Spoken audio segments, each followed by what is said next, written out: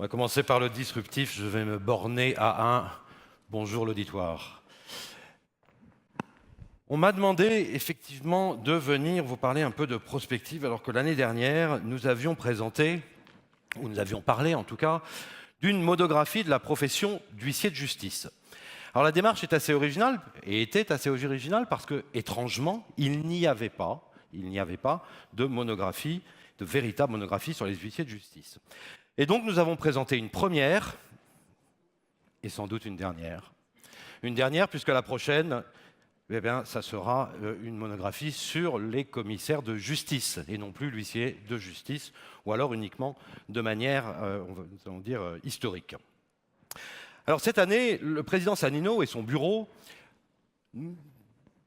ont souhaité que cette approche de réflexion se poursuive par une démarche justement prospective, pour s'orienter beaucoup plus fortement sur cette nouvelle profession à venir. Alors pour cette raison, ils ont décidé de mettre en place deux groupes de travail, l'un composé d'élus de la Chambre nationale, représentés à mes côtés presque bientôt par Maître Christophe Pélissier, huissier de justice à Clermont-Ferrand, et l'autre groupe composé d'extérieurs à la profession. Petit rappel sur ce que c'est que la prospective. La prospective, c'est une démarche qui vise, par une approche à la fois rationnelle et holistique, c'est-à-dire englobante, à se préparer aujourd'hui pour demain. Certains diraient c'est de la planification. C'est un peu plus, parce que c'est de la planification avec de l'imagination. Alors l'objectif, c'est quoi? L'objectif, c'est tout simplement d'arriver avec des scénarios, à établir, à élaborer des scénarios qui vont indiquer les voies possibles, les bonnes, les mauvaises, les entre-deux. Ça n'est pas, en revanche, et ça n'a jamais été, la prospective, une boule de cristal. C'est tout simplement une boussole des risques. Une boussole des risques qui permet de naviguer dans une direction donnée et de s'éloigner des rives inamicales. On peut imaginer que si Ulysse avait eu un Homère prospectiviste, il aurait navigué moins longtemps. La méthode. Qu'en est-il de la méthode? On me fait signe que je pense que je suis censé faire avancer des... Non? La méthode, que disais-je. La méthode, c'est susciter et accompagner un certain nombre de discussions. C'est mettre sur la table un certain nombre d'éléments de réflexion, de provocation, et notamment, alors, pour obtenir évidemment une réaction, alors vous allez me dire de qui? Eh bien, tout d'abord des parties qui sont directement concernées, c'est-à-dire les professionnels. On va parler ici des huissiers de justice et des commissaires-priseurs judiciaires, mais également d'experts variés, des universitaires, qu'ils soient économistes, juristes, sociologues, pourquoi pas historiens ou autres, mais aussi des entrepreneurs, des magistrats, des représentants de l'administration, des notaires, des avocats. Donc des gens qui sont experts dans leur domaine, mais extérieurs.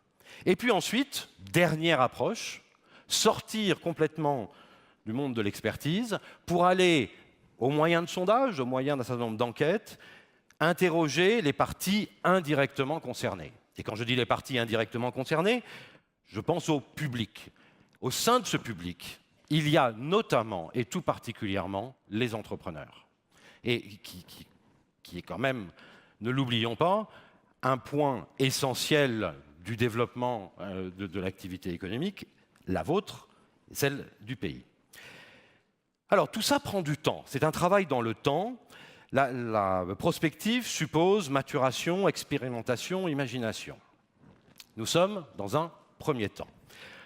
Premier temps, alors à tout honneur, s'agissant d'une profession réglementée, on a commencé par la représentation officielle. Deux séminaires ont eu lieu sous la houlette dynamique d'une meneuse de jeu qui est extérieure à la profession, Julie Ledieu, que nous remercions ici, qui ne peut pas être là avec nous cet après-midi, mais que nous remercions pour le travail mené en terrain complexe, on va dire. Et ce matin, d'ailleurs, lors du film d'introduction que vous avez vu, Gilles Babinet a parlé de l'importance de mettre en place une démarche propice à réfléchir à la disruption. mettez tout ce que vous voulez dans la disruption, mais de réfléchir à la disruption en associant précisément des professionnels extérieurs.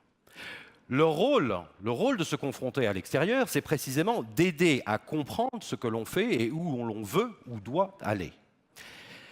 Et c'est ce choix assumé, certains diront audacieux, qu'a fait la Chambre, presque risqué peut-être, que la Chambre nationale a voulu assumer en s'adressant donc à une professionnelle non juriste, spécialiste de l'accompagnement des transformations des entreprises. L'idée était d'amener justement les délégués à faire un pas de côté, que les délégués sortent de leur cadre confortable intellectuellement, qu'ils soient amenés à envisager autrement l'avenir de leur profession. En bref, l'idée, c'était qu'ils mènent une réflexion disruptive, et c'était faire le pari, si vous voulez, de l'altérité pour décadrer le regard et sortir des schémas de pensée classiques et orthodoxes. Les huissiers de justice ne sont pas les seuls à connaître une pensée classique et orthodoxe. L'objectif, c'était de rassembler. Et ce rassemblement visait à faire réfléchir autour de 3 axes. Les 3 axes qui ont été discutés, quelles valeurs, quelles activités, quelles perceptions. Quelles valeurs, quel est l'ADN de la profession? Qu'est-ce qui définit ce nous, huissiers de justice? L'organisation, la déontologie de la profession, la démographie changeante, les modalités d'accès et le statut. Quelles activités que faisons-nous, nous huissiers de justice? Quelles sont nos compétences? Quelles sont nos pratiques? Quels sont les modèles d'activité actuels et organisationnels et éventuellement ceux de demain? Et enfin, quelle perception? Et là, c'est comment est-ce que le monde extérieur nous voit? Comment est-ce que ceux qui sont extérieurs à la profession vont définir celle-ci? Alors, ces axes ont été développés au moyen d'outils d'analyse empruntés dans le conseil en organisation et en stratégie, donc surtout dans celui du domaine de l'entreprise. Nous verrons, eh bien non, ils arrivent au bon moment. Voici un exemple, et il y en a 2, et je vais les commenter très brièvement, d'outils qui sont utilisés et de méthodes. Alors après, il y a aussi des méthodes pour mener les séminaires. Et ça relève effectivement du domaine de l'entreprise, du domaine de la stratégie. Et en soi, c'était un premier choc de culture et de pratique. Les représentants qui ont participé au séminaire pourront vous le confirmer. Alors là, vous avez un premier exemple de tableau qui permet de rationaliser, de formaliser en fait le modèle d'activité de la profession. Si on regarde ce tableau-là, qui est une formalisation de toute une série d'informations qui sont souvent perçues, connues, mais pas toujours structurées, il y a quelques points intéressants. Si on regarde par exemple le panel des activités, tel qu'il est ressorti de ces échanges et tel qu'il a été formalisé. Et bien, ce panel des activités, il est, première réflexion, très peu connu du public. Il est très peu connu même des juristes. Alors, je ne parle pas des professionnels, mais prenez n'importe quel étudiant en droit, vous lui demandez ce que fait un huissier de justice, il va vous sortir 2 activités, 3 s'il est très bon. Je ne suis même pas certain que tous les huissiers de justice sont pleinement conscients de ce panel d'activités. L'autre point intéressant quand on fait cette formalisation, si vous regardez, vous pensez aux ressources clés. Les ressources clés, elles sont aussi les leviers sur lesquels vous pouvez développer demain. Et donc cette formalisation qui peut vous sembler relativement simple, elle amène à structurer son regard et à identifier très précisément ce qui constitue l'activité, votre activité au sens large. Et puis enfin, un dernier mot sur ce tableau concernant la proposition de valeur.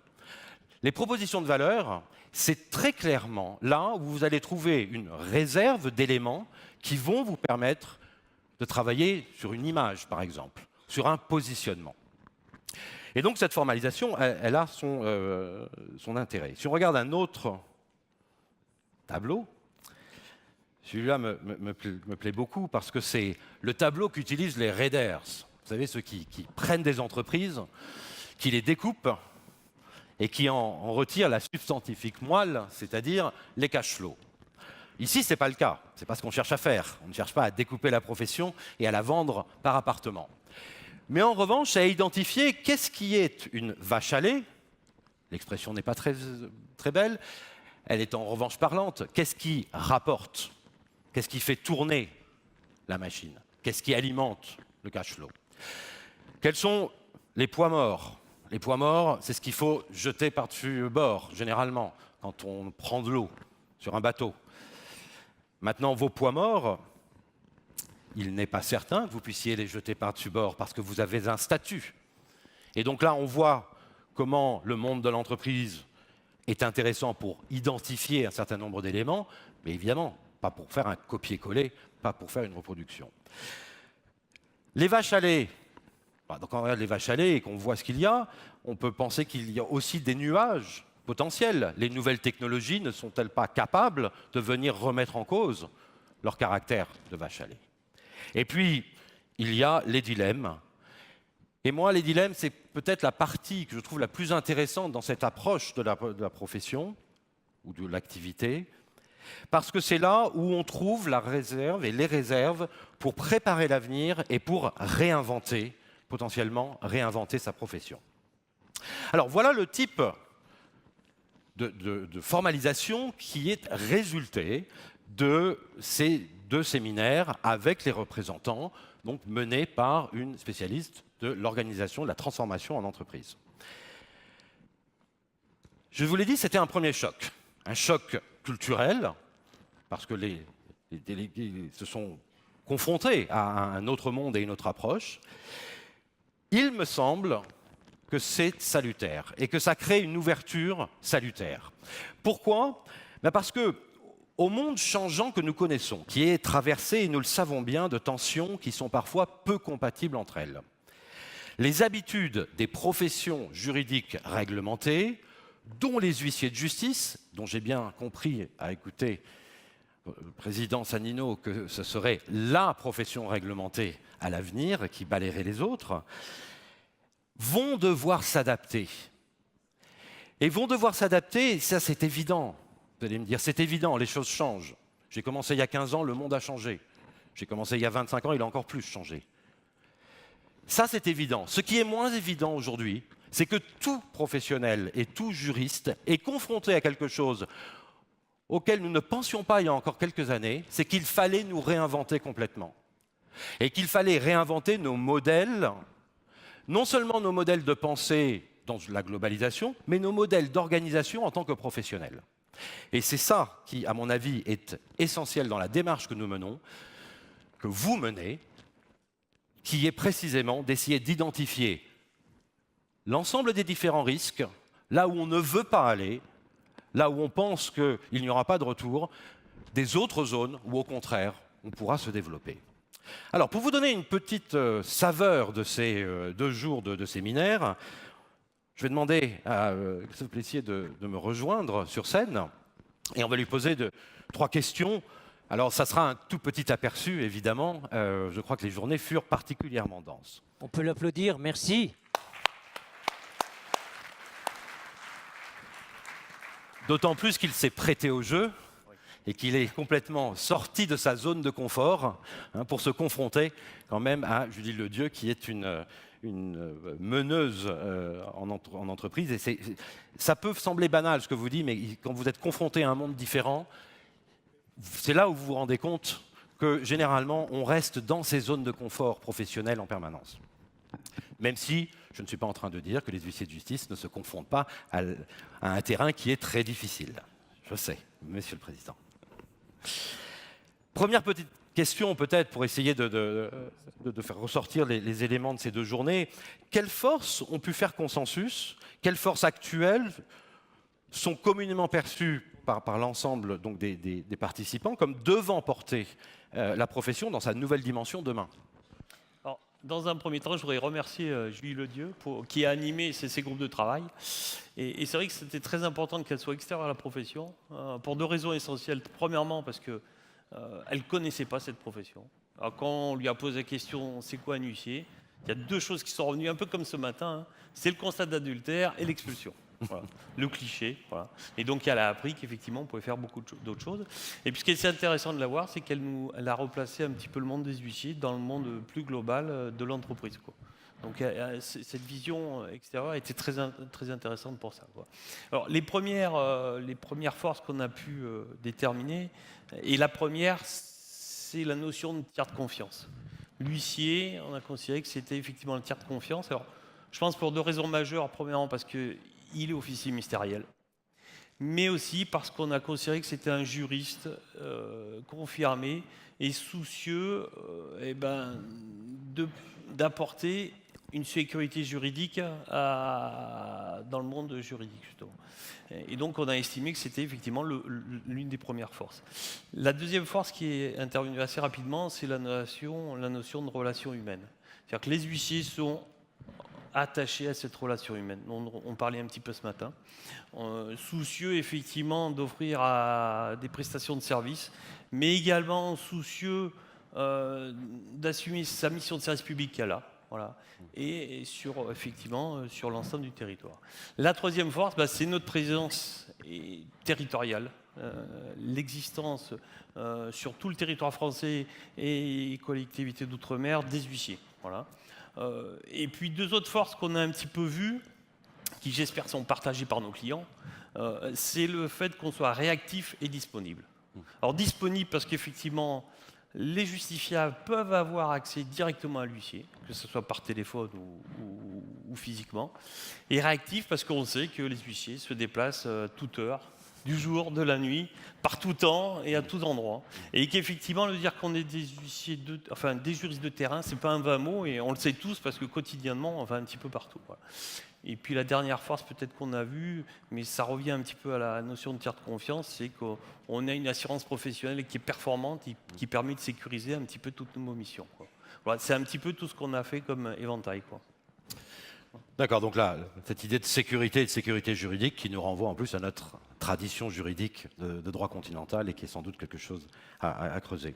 Ensuite, deuxième question, vos réflexions auront-elles néanmoins, malgré tout, même si nous parlons d'une profession particulièrement exceptionnelle, est-ce qu'il n'y a pas quand même eu l'identification de quelques faiblesses comme une culture une culture professionnelle qui serait en décalage, qui serait un peu en marge ou pas parfaitement adaptée dans un monde de marché qui est celui qui nous entoure. Est-ce que l'approche de la numérisation, de la digitalisation est suffisamment perçue, appréhendée et finalement, est-ce qu'il n'y a pas aussi un problème d'image? Est-ce que ce ne sont pas potentiellement des faiblesses? Si, alors les deux premières faiblesses qu'on a pu déterminer, bien sûr, la première, c'est notre image, qu'on sait, comme on a vu tout à l'heure, avec tous les clichés. Et puis la deuxième image, c'est aussi ce que vous avez parlé tout à l'heure, c'est la méconnaissance de l'ensemble des activités qu'on a. On a un panel d'activités, et malheureusement, le juriste, effectivement, l'étudiant en droit, mais le justiciable ne connaît pas ce panel de services qu'on peut et de prestations qu'on peut offrir. Ça, effectivement, c'est les premières faiblesses. Ensuite, on a, effectivement, en réfléchissant et quand on a rempli les tableaux, l'une des faiblesses qu'on a trouvées également, c'est effectivement peut-être ce manque un petit peu de culture ou un petit peu ou pas assez, c'est pas un manque, mais en tout cas pas assez par rapport à la digitalisation de la société. Donc effectivement, je pense qu'il faut aller plus loin et plus vite dans nos études. Et puis un peu plus en remplissant, on a vu qu'on avait quand même peut-être un manque de culture entreprise. Voilà, c'est qu'on n'était peut-être pas assez tourné vers l'entreprise parce que notre statut faisait que pendant longtemps, ça nous a laissé dans une zone de confiance, de confort, qui fait que, voilà, et on en reviendra tout à l'heure, mais je pense que l'apport des commissaires-priseurs va peut-être être important pour cette question. Et puis la dernière chose qu'on a vue, et notamment pour le dernier tableau, c'est de se dire que malheureusement, parce qu'on n'a pas de chiffres et parce qu'on n'a pas de comptabilité analytique, quand il a fallu remplir ce tableau, en fait, s'il y a beaucoup sur le dilemme, c'est parce qu'on n'était pas forcément d'accord sur ce qui rapporte et ce qui ne rapporte pas. Et c'est vrai que Julie Ledieu là, a été relativement surprise que se dire on ne peut pas apporter de chiffres. Et on était plutôt sur des ressentis. Donc en fait, certains disaient le constat rapporte plus que les expulsions, d'autres disaient non. Et en fait, on se rend compte que sans avoir de chiffres, c'est assez compliqué. Et ce qui explique pourquoi aussi il y avait beaucoup de dilemmes, Dilemme. parce qu'on ne savait pas vraiment si c'était effectivement... Alors, les vaches à lait et puis les pois morts, on les a trouvés assez facilement. Le reste était relativement difficile à positionner. Alors, peut-être deux très rapides observations qui vous montrent comment fonctionne la prospective. Là, dans ce que vous venez de dire, il y a la question de l'approche, la culture entreprise. Ça soulève néanmoins une question plus générale de la culture générale des professions juridiques en France dans les années à venir. C'est-à-dire que ce n'est pas que le problème des huissiers de justice, c'est aussi une réflexion que nous devons avoir qui dépasse cela et qui oblige à se poser la question, quels seront les modèles demain? Et donc, du coup, comment est-ce que nous, professionnels, dans un secteur déterminé, nous allons nous inscrire dans un nouveau cadre? Donc ça, c'est vraiment des points qui sont intéressants et c'est comme cela que l'on avance dans cette démarche prospective. Enfin, troisième et dernière question, vraiment cette fois-ci tournée vers l'avenir, c'est que l'évolution vers la profession de commissaire de justice, je pense que tout le monde en est convaincu et j'espère que tout le monde en sera clairement convaincu à la fin de cette journée, c'est une occasion, c'est une opportunité de réinvention qui est nécessaire, qui est par définition nécessaire dans un monde qui change. Et alors justement, quelles opportunités? Quelles sont les opportunités que vous pouvez identifier? Est-ce que la fusion ne peut pas faciliter des complémentarités heureuses de valeurs, de compétences, faciliter de nouvelles activités, voire être l'occasion, le socle pour transformer l'image? Alors justement, question la plus délicate, je pense qu'on a eu à traiter, peut-être parce qu'on est au début du processus, hein. Donc effectivement, on est peut-être aux fiançailles et pas encore au mariage encore, et de se dire que peut-être que... Alors la première chose, c'est effectivement sur l'image. On estime que ça va être un point positif sur l'image. Pourquoi? Parce qu'effectivement, l'image des commissaires-priseurs est certainement meilleure que la nôtre. Le commissaire-priseur judiciaire, quand je parle de commissaire-priseur, c'est commissaire-priseur judiciaire, il est au carrefour du droit, de l'art et de l'histoire. Effectivement, pour le justiciable, on voit que c'est un petit peu ça. C'est un historien de l'art, mais c'est aussi un commerçant, un marchand, et qui est susceptible de séduire des marchands, des collectionneurs. Donc on estime qu'effectivement l'image du commissaire-priseur va être plutôt bénéfique. Voilà. Je crois que la deuxième chose qu'on a déterminée, c'est on va tous, que ce soit commissaire-priseur ou huissier de justice, être obligés d'acquérir de nouvelles connaissances. Et je pense qu'acquérir de nouvelles connaissances, c'est forcément un plus. C'est nous redonner peut-être une deuxième jeunesse à ces professions, et puis peut-être avoir une complémentarité de savoir-faire et d'expérience. Donc effectivement, je pense que c'est une opportunité.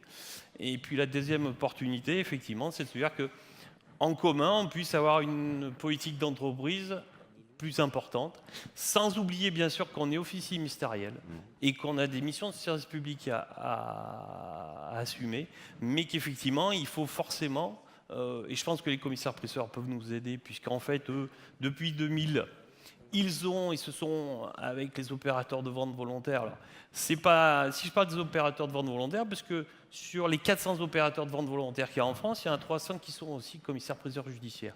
Donc, ils ont une vraie culture d'entreprise et de marchand.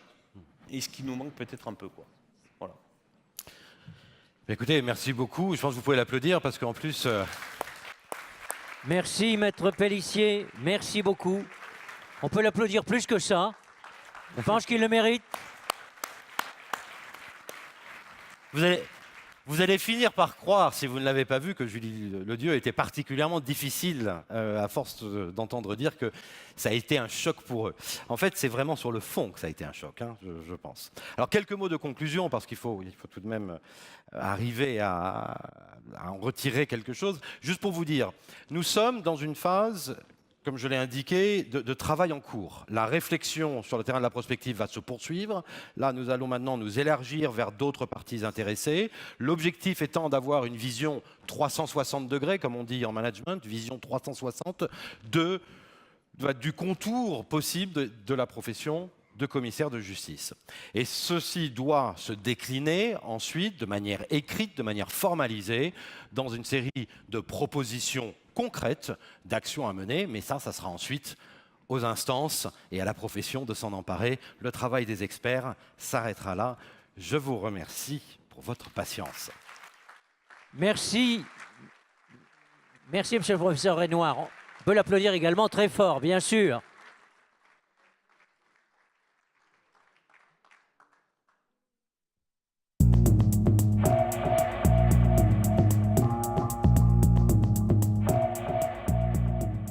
Dans un contexte de forte évolution de la profession, le bureau de la Chambre nationale des huissiers de justice a pris les devants. En 2014, à l'initiative de son président, Patrick Sanino, est créée l'Assemblée permanente des huissiers de justice.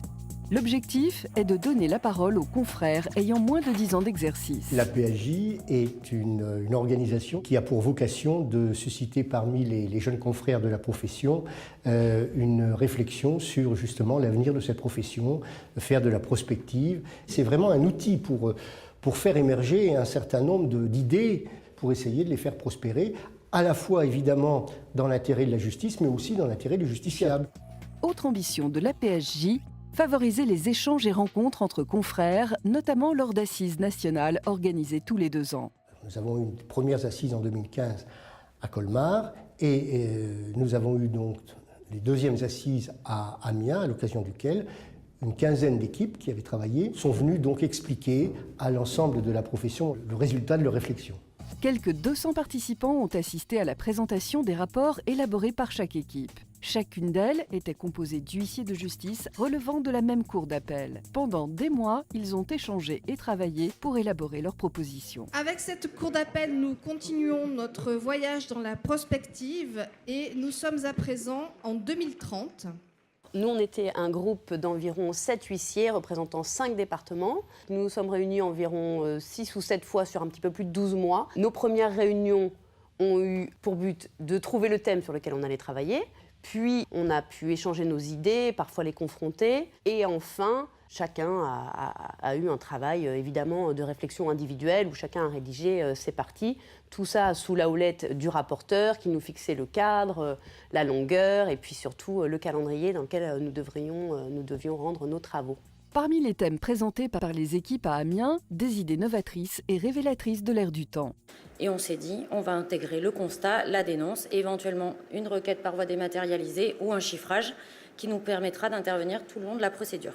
Nous proposerions que les contrats d'assurance vie soient également saisissables par l'huissier de justice porteur d'un titre exécutoire. Autre proposition d'avenir, celle du tiers de confiance numérique développé par les huissiers de justice de la Cour d'appel d'Orléans. Aujourd'hui, il y a des gens qui ne veulent pas nécessairement communiquer leurs coordonnées à tel ou tel organisme, mais justement être protégés. Et donc notre objectif, c'était de créer cette plateforme. Les personnes qui sont intéressées viennent s'y inscrire, on leur fournit leur identité numérique et nous sommes du coup le lien entre cette personne-là et les administrations. En plus de la satisfaction d'avoir mené un travail utile pour l'avenir de leur métier, les jeunes huissiers de justice ont été séduits par l'ambiance de ces assises. Évidemment, ça a été encore une fois l'opportunité de rencontrer des nouveaux confrères de toute la France et puis surtout d'écouter l'exposé de leurs travaux et de découvrir des nouvelles idées et puis des confrères jeunes, enthousiastes et talentueux. Et quand je suis revenu à l'étude, comme à chaque fois quand j'assiste à ce genre de réunion, je modifie ou je réforme certaines choses dans ma propre structure parce que je trouve que plusieurs de mes confrères ont d'excellentes idées auxquelles je n'avais pas forcément pensé. Et j'espère pour ma part leur avoir apporté aussi quelques bonnes idées pour améliorer leur exercice personnel. Ça a été finalement des moments où on s'est tous retrouvés, où on a appris à se découvrir. L'apothéose a été Amiens, où vraiment on a passé des moments exceptionnels et mémorables. Voilà, j'ai le sentiment de m'être enrichie. La suite appartient désormais à la Chambre nationale. En fonction des opportunités du moment, elle pourra choisir d'exploiter ses travaux pour faire évoluer la profession. La PHJ a, si j'ose dire, remis le bébé à la Chambre nationale. Et la PHJ maintenant se tourne vers l'avenir pour les prochaines assises. Une prochaine édition est prévue en 2019. Les membres de la PHJ souhaitent y impliquer encore davantage de confrères et susciter toujours plus de créativité dans ses propositions. Je peux plus dire de me lâcher un peu.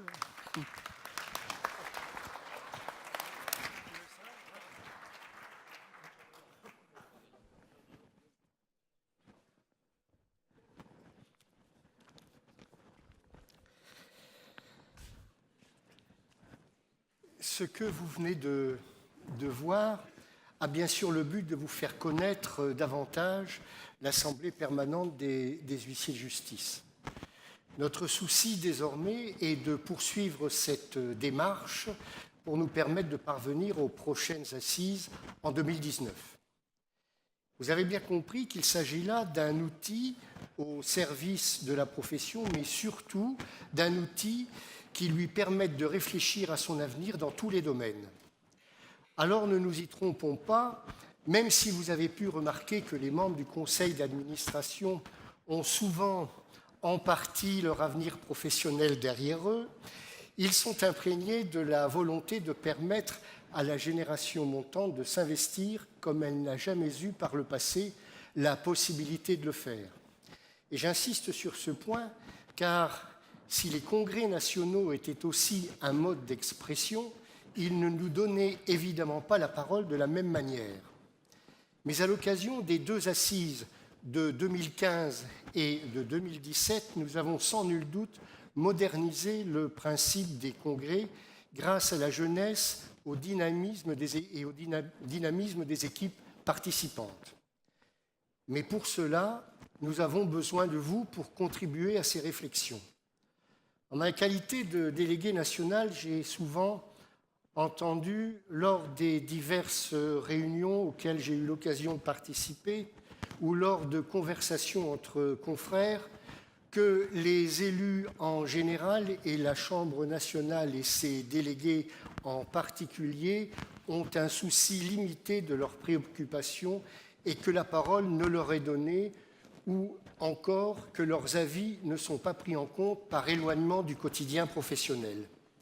La vocation de l'Assemblée permanente des huissiers de justice est justement de donner à chacun le moyen de participer à l'évolution de notre profession en pleine mutation.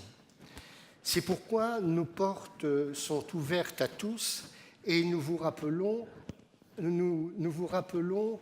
et nous vous demandons de vous manifester en nombre pour intégrer les équipes de travail et de réflexion. Et c'est le but de mon intervention d'aujourd'hui essentiellement, car c'est à vous d'apporter votre concours à vos élus et de contribuer à construire la nouvelle profession de commissaire de justice. Ne dites pas « j'ai trop de travail, j'ai une étude à gérer, je n'ai pas le temps ». Toutes ces excuses ne sont qu'une manière de se désintéresser au moins partiellement de ce qui est pour beaucoup d'entre nous une partie importante de notre épanouissement professionnel. Vous avez pu remarquer la richesse, l'originalité, le caractère novateur des propositions faites à Colmar et à Amiens, à tel point qu'en cette période de transformation professionnelle, la Chambre nationale a eu la bonne idée de s'emparer de certains de ces travaux pour, avec leurs auteurs, tenter de les faire prospérer auprès des pouvoirs publics. J'oubliais, pour vous convaincre, je vous invite à lire attentivement le supplément au journal de la profession qui vous a été envoyé. Et vous serez, j'en suis sûr, persuadé de la pertinence des travaux des équipes qui nous ont prêté leur concours. En effet, nous ne voulions pas que ces rapports restent inexploités dans les tiroirs, comme cela a trop souvent été le cas chez nous comme ailleurs. Alors, je ne suis pas en train de faire une intervention de pure forme. J'ai souhaité la faire avec insistance pour vous sensibiliser sur l'importance, à nos yeux, de cette entreprise. Amiens, après Colmar, a été une réussite tant en termes de prospective que de participation, puisque ces assises sont désormais sont ouvertes depuis Amiens à toute la profession. En résumé, nous attendons de vous un investissement en vous proposant vous-même à participer aux futurs travaux, en faisant partie des équipes qui vont être constituées. Et nous attendons évidemment de vous une présence nombreuse aux futures assises de 2019, et il suffit pour cela de prendre date dès maintenant. Pour vous permettre de communiquer avec nous, nous avons depuis aujourd'hui ouvert une page Facebook à laquelle je vous invite de participer et à nous faire vos observations, de préférence constructives. Il vous a été remis lors de votre arrivée un flyer comme celui-ci que je vous invite à utiliser pour vous inscrire à ces travaux, dont l'organisation vous sera prochainement précisée à l'occasion d'une réunion des participants qui sera prévue à la Chambre nationale. Mais vous pouvez aussi contacter l'un des deux coordonnateurs de l'Assemblée permanente, Barbara Sigari et Régis Ayri, dont les coordonnées vous sont indiquées sur le flyer en question. Ou aussi, vous pouvez contacter tout autre membre du conseil d'administration de l'Assemblée permanente que je veux ici remercier pour leur investissement. Merci aussi donc à Philippe Jardel, qui est notre vice-président, à Guy Chézot-Bernard, à Jean-Michel Depont, à Dominique Le Gall, et je serais ingrat si je ne remerciais pas également notre président Patrick Sanino et le vice-président Jean-François Richard, qui font également partie du conseil d'administration de la PAJ, aussi bien sûr Pascal Thuette, qui tient les cordons de la bourse, c'est important, et Jérôme Barbet et Isabelle Touzé-Garnier, qui nous ont désormais rejoints. Et puis, je voudrais aussi remercier, parce que le succès des assises de Colmar et d'Amiens sont un petit peu de sa responsabilité, Thierry Barry, dont l'esprit d'organisation, je ne sais pas où il est, dont l'esprit d'organisation nous enchante. Il est là, quelque part. Il est là. Voilà. Et puis, je voudrais aussi spécialement remercier, bon, c'est le moment des remerciements, mais je crois que c'est quand même important parce que tous ces gens-là nous ont vraiment bien aidés. Gabriel Meccarelli et Christine Vallès, qui se sont investis pour suivre au sein de la Chambre nationale les travaux de Colmar et d'Amiens dont je vous parlais tout à l'heure. Et puis enfin, Nathalie Flagel, notre secrétaire qui pense à tout. Voilà, je crois que je n'ai oublié personne. Donc je compte donc sur vous tous, pour nous accompagner dans cette démarche enthousiaste et répondre à notre appel dès maintenant, car les équipes doivent être constituées au cours du premier trimestre 2018, avant une réunion qui sera prévue, comme je le disais tout à l'heure, à Douai, rue Douai, au début du printemps. Merci de m'avoir écouté, mais ça n'est pas suffisant de m'avoir écouté, Monsieur le Président. Merci surtout de vous investir et de nous apporter votre concours en participant aux équipes de travail. Je vous remercie.